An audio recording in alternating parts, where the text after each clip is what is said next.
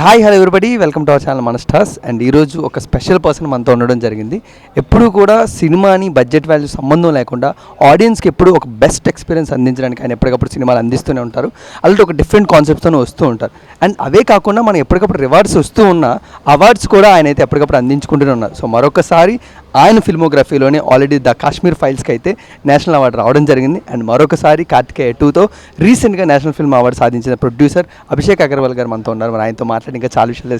Sir నమస్తే sir. నమస్తే sir, first of all congratulation. Thank you. One more award మీ bucket లిస్ట్లోకి వచ్చేసింది. సార్, నాకు ఎందుకు మీరు అప్పుడు కాశ్మీర్ ఫైల్స్ వచ్చినప్పుడు ఆంజనేయ స్వామి మాల్లో ఉన్నట్టున్నారు, ఇప్పుడేమో దుర్గామాత మాల్లో. ఏంటి సార్ ఈ స్పెషల్ ముందు అది తెలియదు.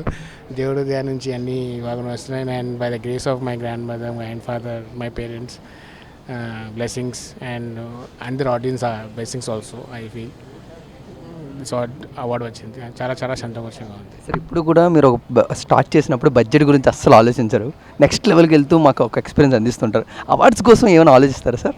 లేదు, అవార్డ్స్ కోసం ఆలోచిందంటే మంచి సినిమా చేసి అవార్డు వస్తే హ్యాపీ ఫీల్ అవుతున్నాయి. And it's going on. Let's till when I don't know, but I'll be try to do my more. But awards వచ్చిందంటే ఇంకో you will have more and more pressure. ఇంకో బాధ్యత పెరిగింది. What తగ్గలేదు.